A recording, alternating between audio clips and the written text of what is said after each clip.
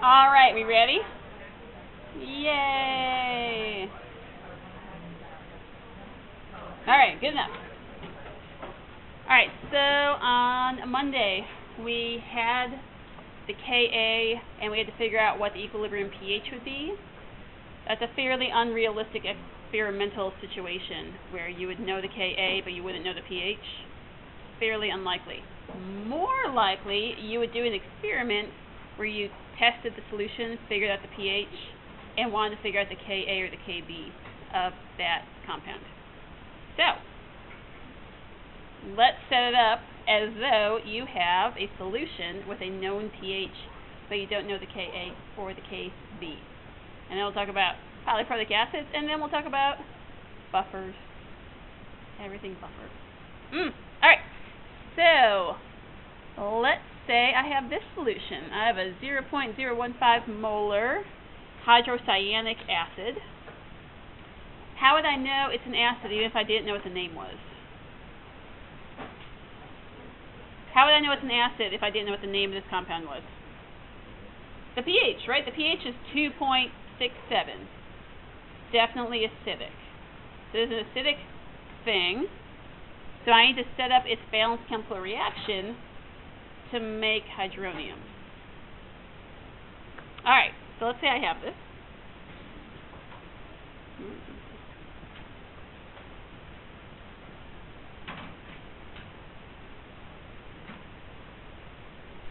Alright, so what must it be reacting with if it doesn't tell me anything in particular? Water. Alright, so based on the pH, we know that this is an acid. So then what's the water acting like? A base. So what must be one thing that gets made? Hydronium. And then what do I have left over? Right, OCN minus. That makes sense in terms of charge, right? This side's neutral, and this side's neutral. Makes sense in terms of elements. I have all the right number of elements on both sides. Alright.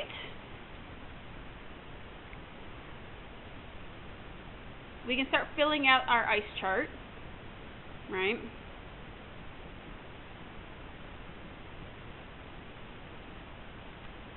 Because they told us the initial molarity of this. What do I do about this water? With the big old... Initially, do I have any of these two? No. Okay, what do I put in my change row then? What do I put for this? Minus X, and then what do these guys each get?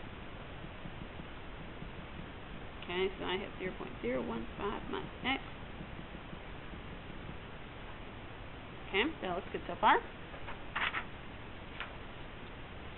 Alright, so now, does this have a Ka or a Kb? Ka, right, because it's an acid.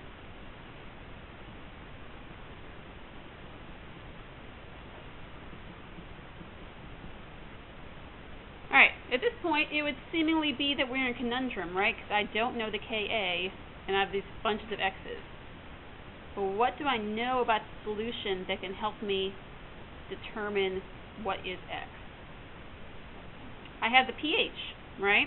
So if I have the pH, it's a measure of which one of the products. Hydroniums, right? The pH tells me concentration of hydroniums, which is X. So, if the pH is equal to 2.67, how do I find this? Okay, 10, and then what else? Right, you have to make it negative. Which you could leave it like that. I mean, that is X. Or you can make it into a decimal. Both are fine.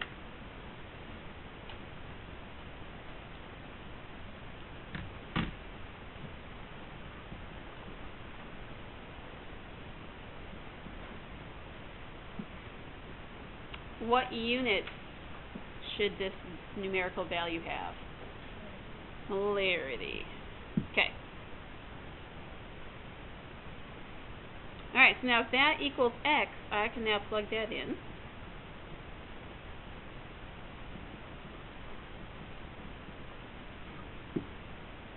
And you could certainly plug it in the bottom also. I mean, it's just subtraction. Since you know x, you're not really saving yourself any work by not including x.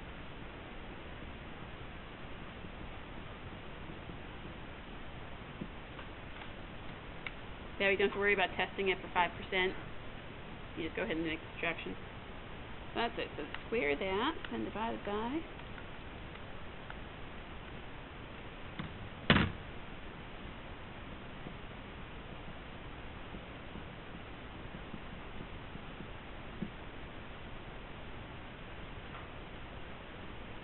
What units do I put on this?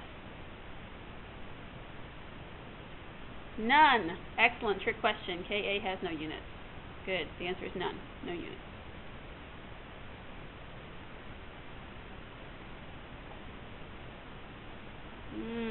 How about we do another one, and then we'll do the challenge.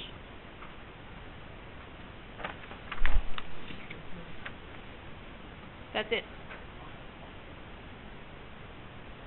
I could have asked for equilibrium concentrations. Yeah. Alright. Let's say, for example,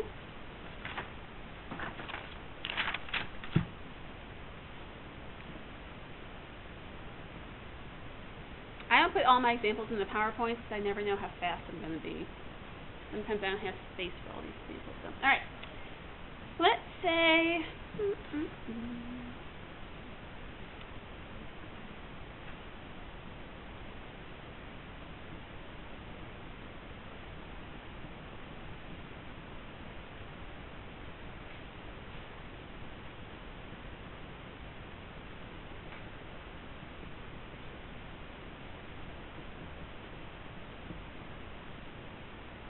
Let's say you have a 1.3 molar solution that you've measured the pH to be 11.68. What is ammonia? An acid or a base? Right? It's a base. Is it one of your strong bases? Not one of your strong bases. So you could certainly, if you don't even know what ammonia looks like, you could just make your own initial system. Just call it B or A or whatever you want. Ammonia happens to be that guy.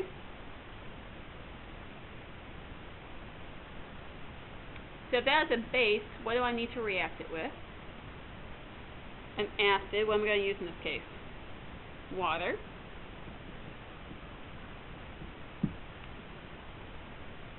Oh, yeah.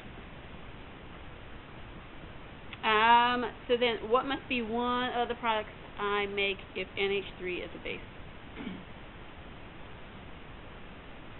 Hydroxide. That's how you know you got a base. So then, what does NH3 turn into? NH4+.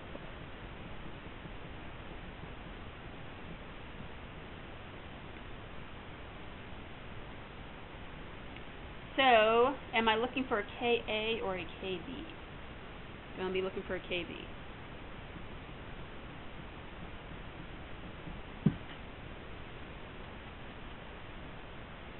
Alright, so we can do the same thing. We're going to set up our little ice chart. They told us the concentration of this. Alright, that's still just water. We assume zeros.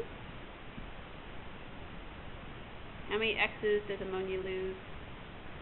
Alright, just one.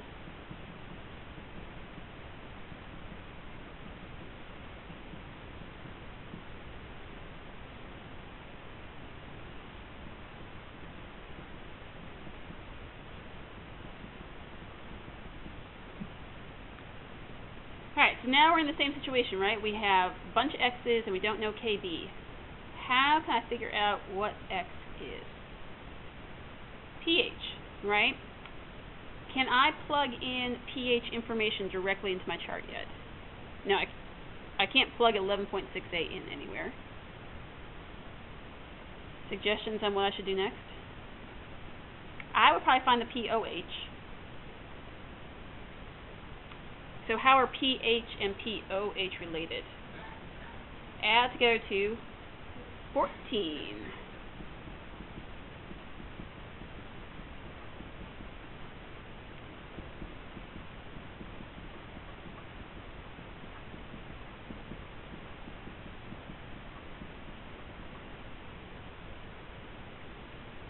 Alright, so if I have the pOH, how do I get just my OHs? I'll help you out. Alright. Then what?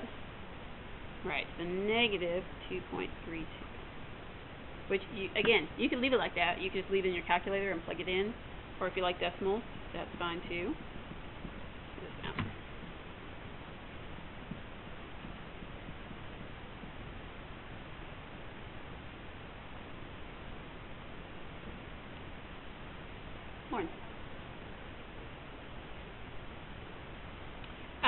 Based on the pH, I know that ammonia must be a base.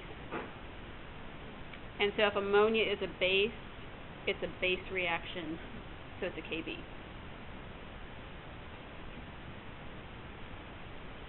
Alright, so now if I have the concentration of hydroxides, where do I plug that in? What is that? That is X, right? So I can just plug in all of that.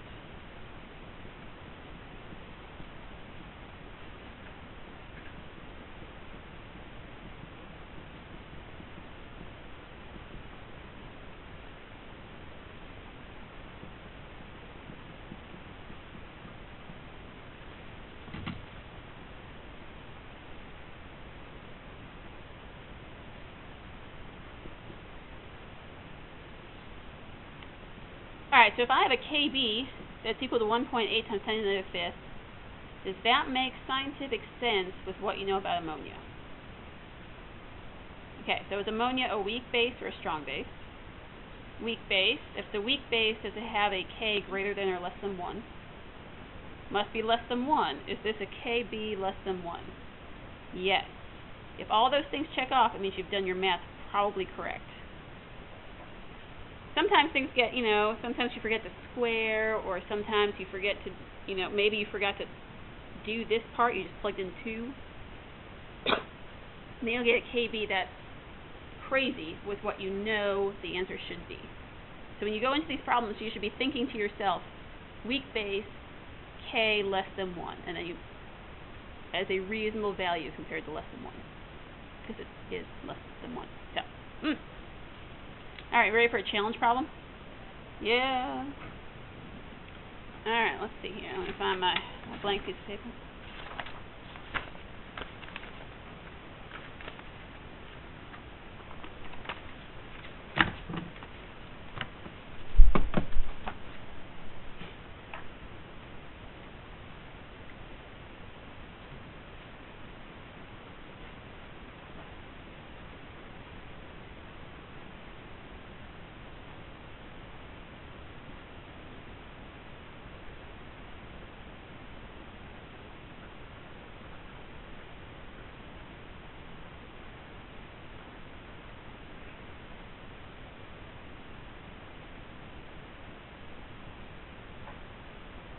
I decided this one needs a story.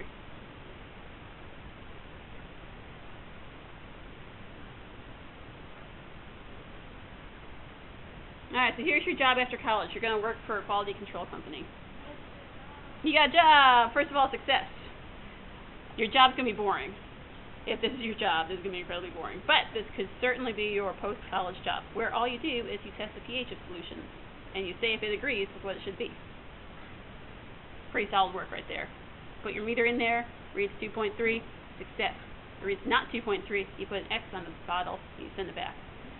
Someone's got to do it. They don't want to know why it's wrong, that's someone else's job. They just want to know if it's right or wrong. So, because you have to be able to work a pH meter.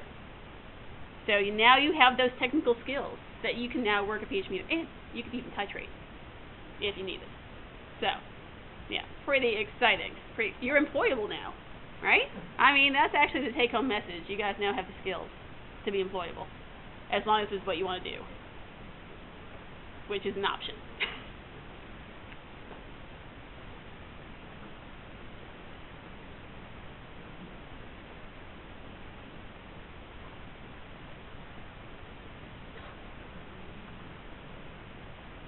Alright, so here's what it is. They're going to send you a sample of a new drug, but they can't tell you what it is because you don't work for the company.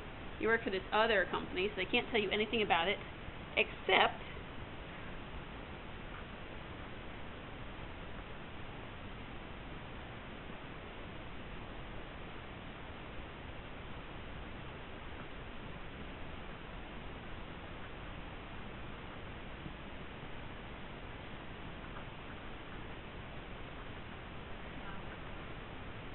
it does not.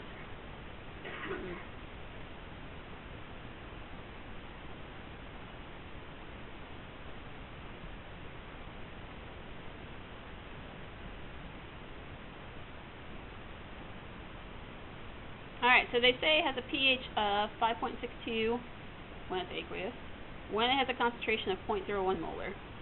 They want to know what is the pKa.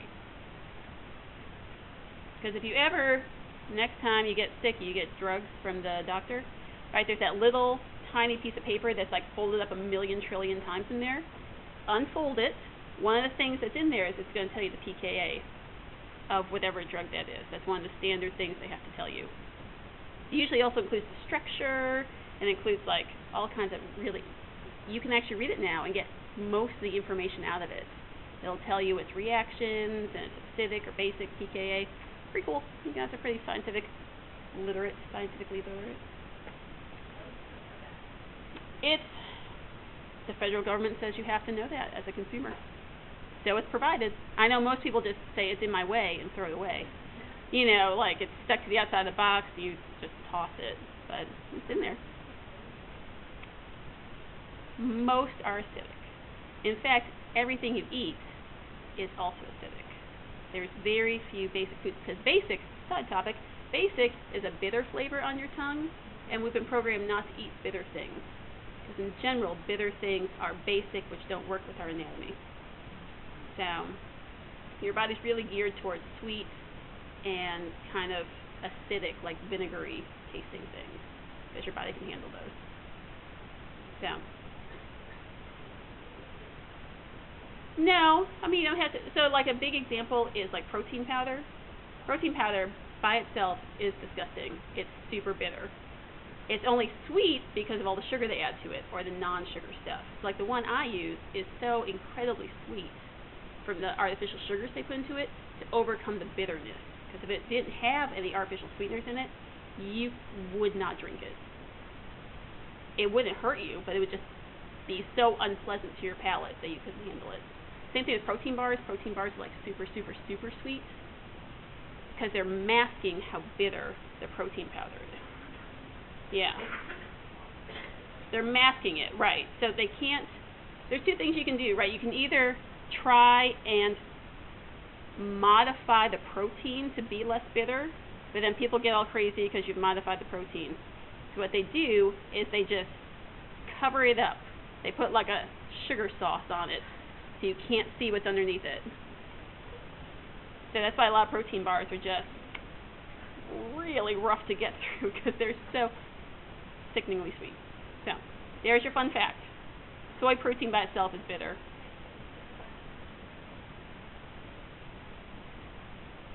Soy proteins are on the basic side. Fun fact you can share with your friends on your snow afternoon when you guys are out having your protein shakes. You're like, hey, fun fact I learned today. Alright, so here we are working at our company, and we have to figure out what the pKa of our... So, they don't tell you anything about it, so what initial would you like to abbreviate this mystery drug with? We can use HA, that's a generic acid. You could use any letter combination, this is pretty standard. I think mastering prefers HA. If this is your acid. Alright, and so it's in water.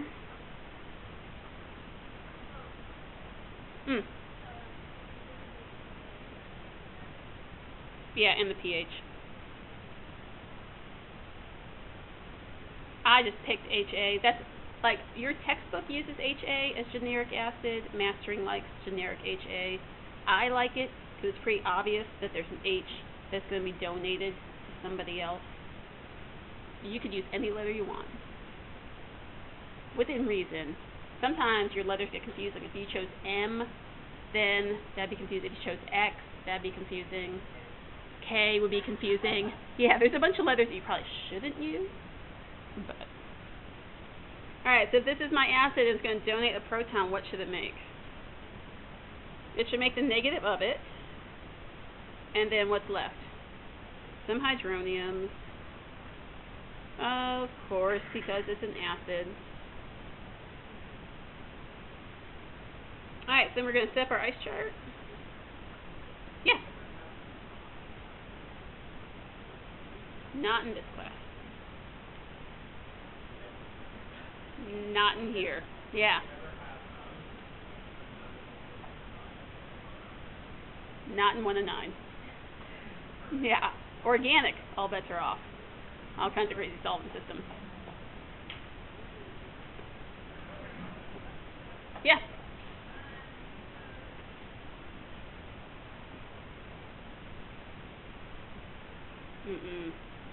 pKa means take negative log Ka.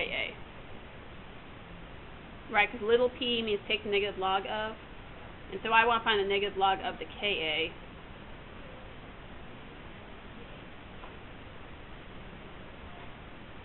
That concentration. Alright, so what do I put in for my HA under the I's? You have this, right? They told you that.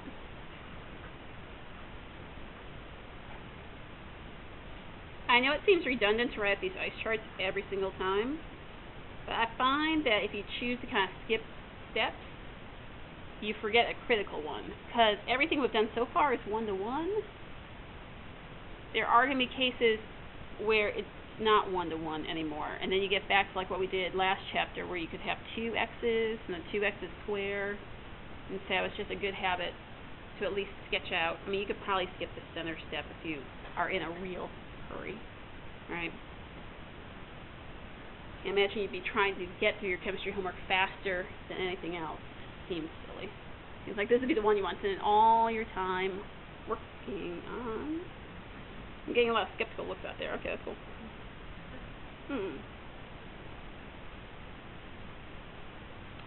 Alright, so then, how do I figure out what X is?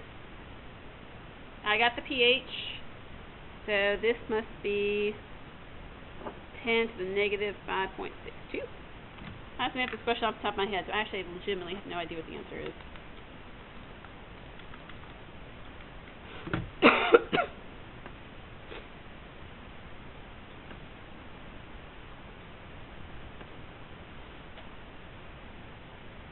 I think that's 6.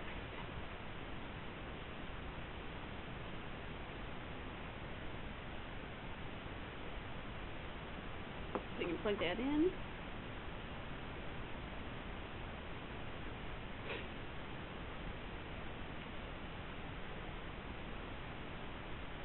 Eyeballing it, would it have been a reasonable assumption that X is much smaller than the original concentration? It's a pretty, you could easily leave off the subtraction part, right? Because it's 4 orders of magnitude smaller. Not going to make a difference.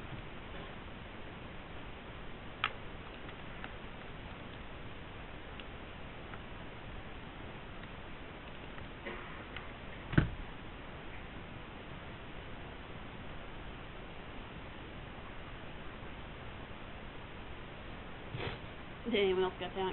Okay, good. When I make them off the top of my head, occasionally they come out unsolvable. This one seems good. That's why I try to do them ahead of time, just so that you don't get it like a negative, crazy answer. Alright, so then what's the last step? Take the negative log of that.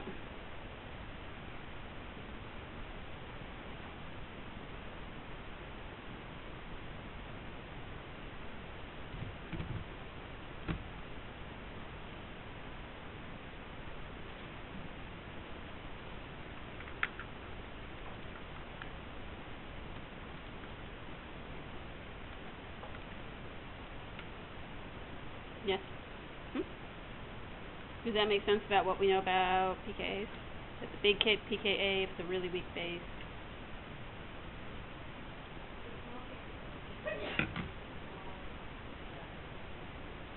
Yeah, the smaller the KB or the smaller the KA. It's really relative to other things. Yeah.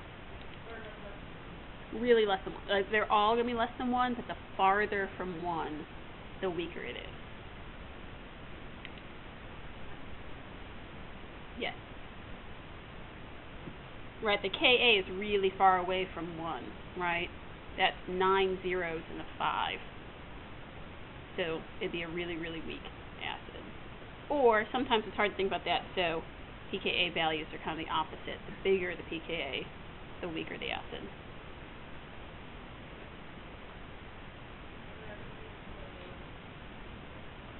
No. Because that would indicate that the concentration of this is equal to the concentration of that, which I don't think is possible.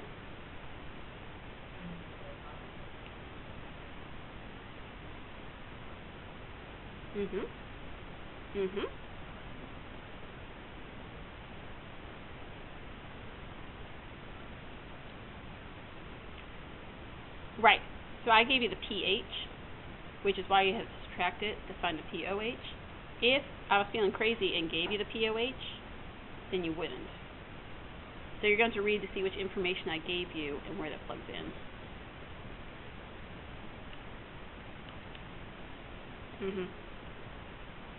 Yes. Yep. Alright, let's do some talking about some odd things then. As soon as I figure out what slide I'm on again. Here we go. Alright. This is the last topic in chapter 15. We'll start a smidge bit of 16 today. Just some intro. I might write a note.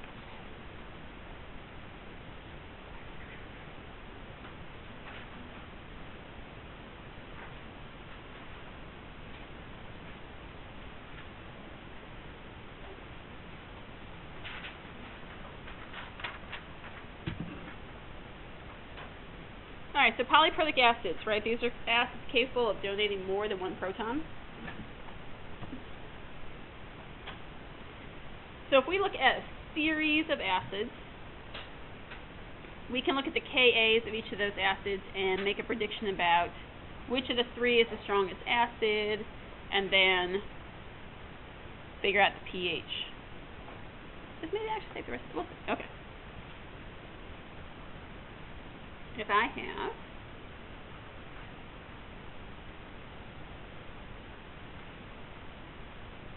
phosphoric acid, how many protons could it possibly lose based on structure, right? It could lose 3. How many is it going to lose at a time?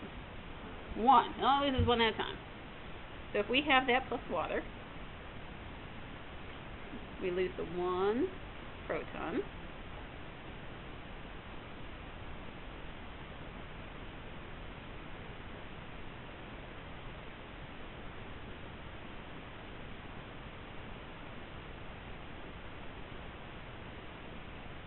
I leave myself some space. The reactant to Ka for this is 7.5 times 10 to the negative 3rd.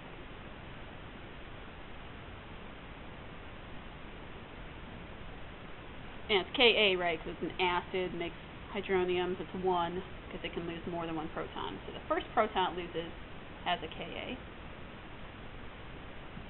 How many protons can this compound lose now? But how many will it lose at once?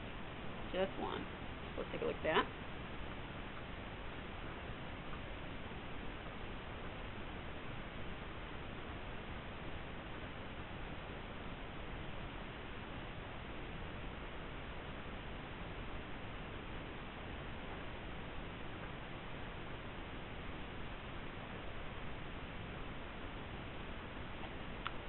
This reaction also has a Ka.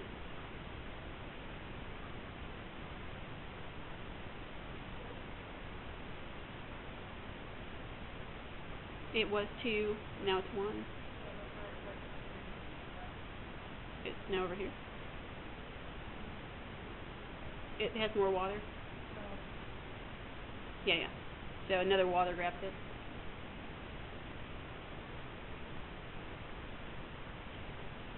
Alright, comparing these two KAs, is reaction 1, or 2, the stronger acid? 1 is the stronger acid, right? Closer to 1. 2 is the weaker acid, farther from 1. I could do a third reaction, right? There's still one more proton that could be donated.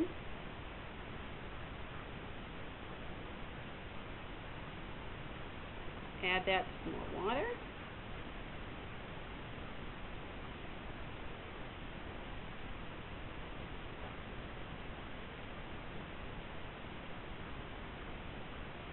Any guesses? Is this value going to be smaller than the second reaction or greater than the second reaction? Should be smaller. It is actually.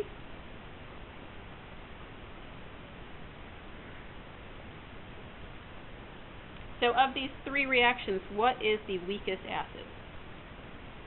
The third one, right? So what does it tell you about the likelihood of making this as a product? Fairly unlikely, right? I mean, that's really far from 1. That's 12 zeros and a 3. 4 if you're rounding. Right? Really, really small.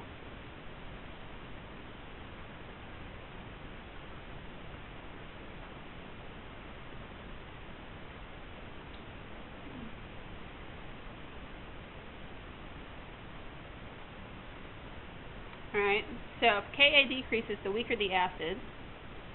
What does it tell you about how easy it is to remove a proton? Does it get easier to lose the H or harder to lose the H?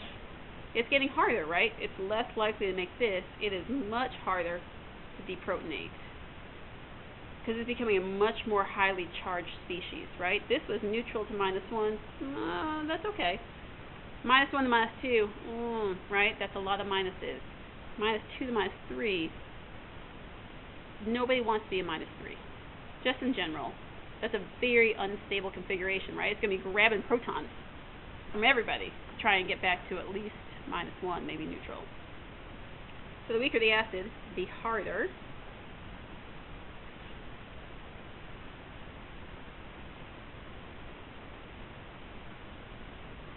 The harder it is to remove the proton.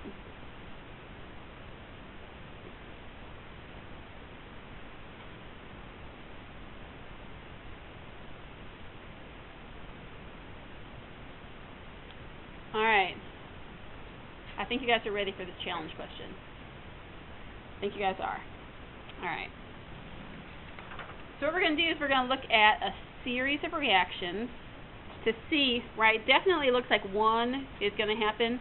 The question is, if I have more types of acid in there, how does that affect the pH? Like, which of the reactions is the one that drives the production of hydronium in a solution, which will set us up for talking about buffers on Friday. All right, here we go.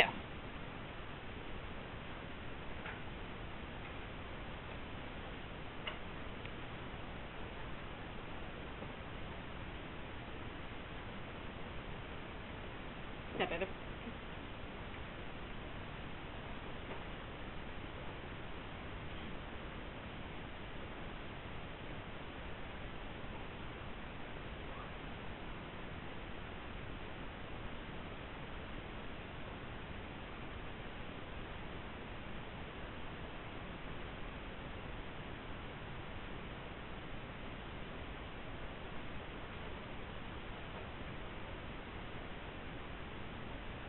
Alright, so I want to calculate the pH of a 0.7 molar phthalic acid solution. Doesn't really matter what the acid is. I like that word. I like the pH-TH. It's a fun combination of letters. Alright, so given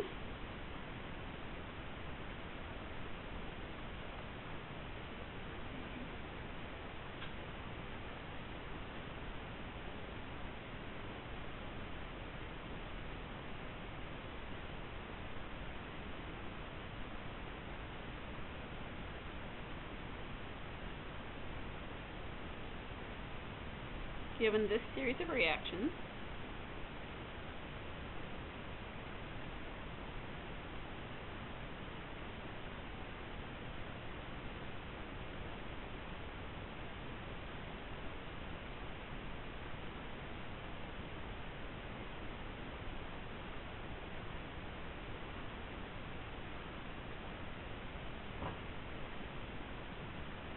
so given the two series of reactions, each with their own Ka.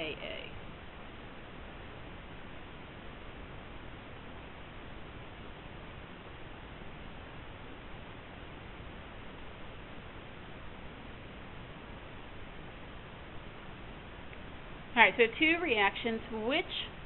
I'll number them. Which reaction is likely to happen first? The first one, right? So we're going to need to do an ice chart for the first one, and then compare that to an ice chart of the second one. So double ice chart. It's like a double rainbow, but without the excitement in your voice. Double ice chart. Phew, ice charts? Yeah, it is. Alright, so here we go, alright?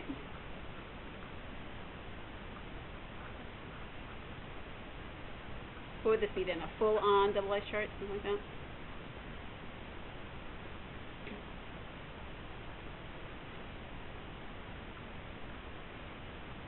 Alright, so this is pretty much the exact problem we've been doing all class, right? We have this, that, 0,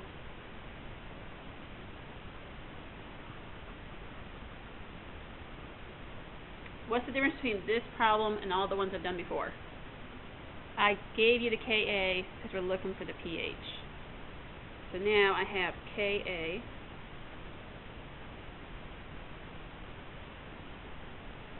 x squared over 0.70 minus x. What is the assumption I now need to make to be able to solve this speedily? That x is small compared to 0.7.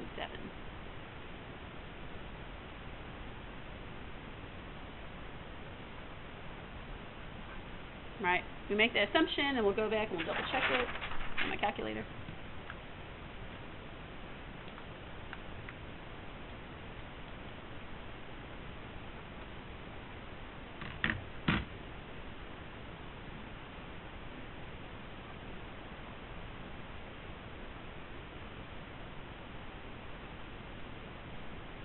Alright, so if I get x be 0.028,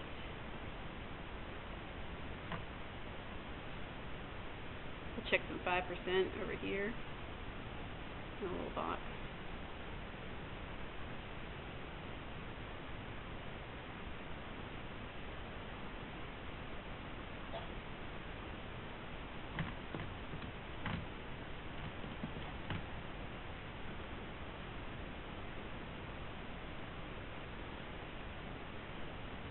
Did I make an okay assumption?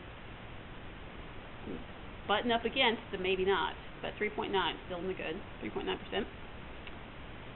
Alright, so now, if I wanted to figure out the pH stopping right here, what do I do next? Right, because this is hydronium. So if I wanted to figure out the pH right here, which obviously I do, that's why I'm asking about it.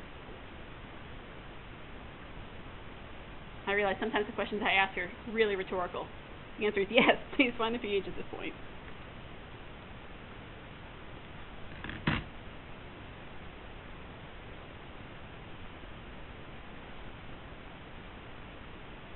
Abigail.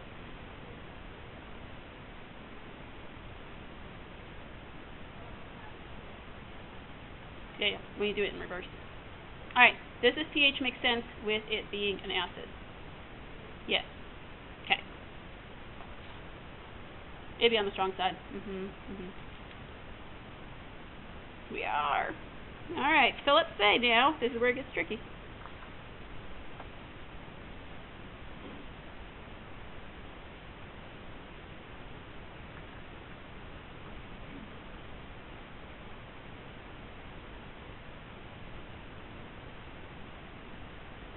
Alright, so now what if I have the second reaction occurring also? Now we have this.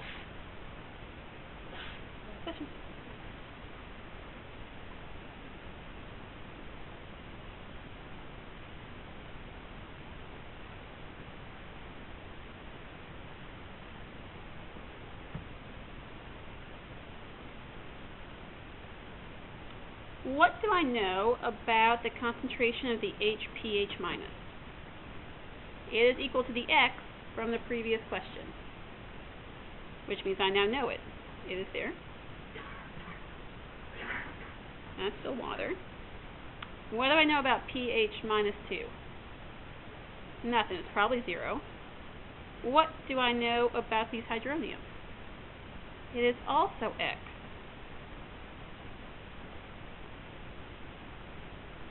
Alright, so then we can finish filling in our ice chart like we did before.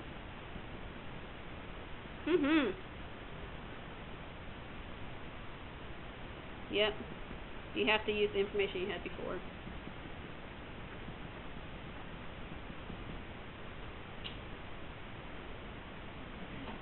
Alright, so now I have the Ka of this equation all the way up here is 3.9 times 10 to the negative 6.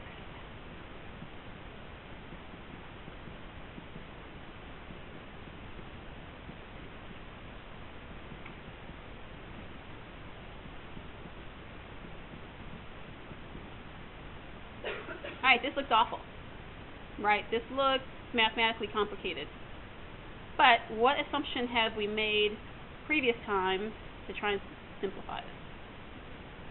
That X is small compared to the thing it's being added to or subtracted from, right? So if we make that assumption,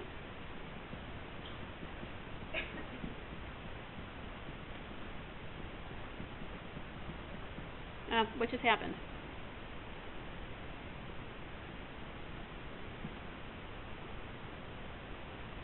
X is 3.9 times 10 to the negative 6. I don't have to use my calculator. Is that a reasonable assumption that X is small compared to 0.08? 0.0, we can certainly check. If I want to check over here, right, I'd do 3.9 times 10 to the negative 6. 0.028 times 100%. You do not?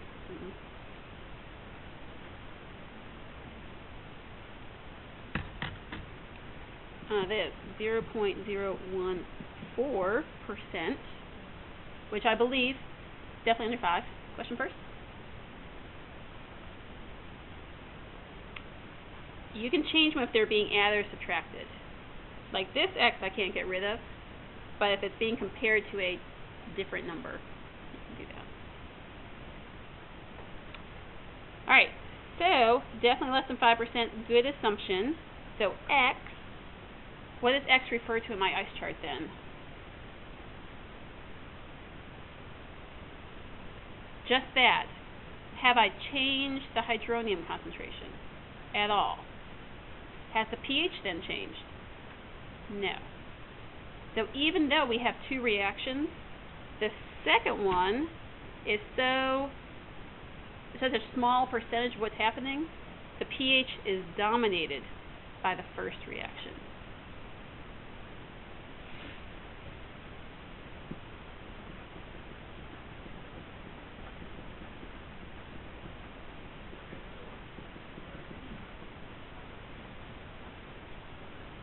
And the second, just to make sure it hasn't changed, because it doesn't change in this case. That will not always be the case.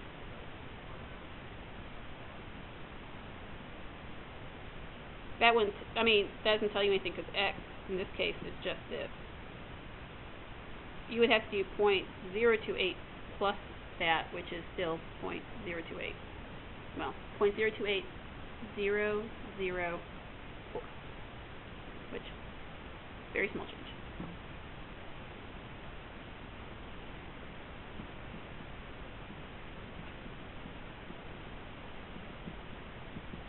Occasionally this won't be true. As we see in chapter 16, we will do the double ice chart to see how things work out. And then we'll start doing titration, where it won't be water, it'll be an acid and a base, we'll make new products. Oh, this is going to be so exciting, guys. Alright, I'll stop there. We'll start chapter 16 on Friday. Bring your chapter 16 notes. We'll do a group quiz. Good time.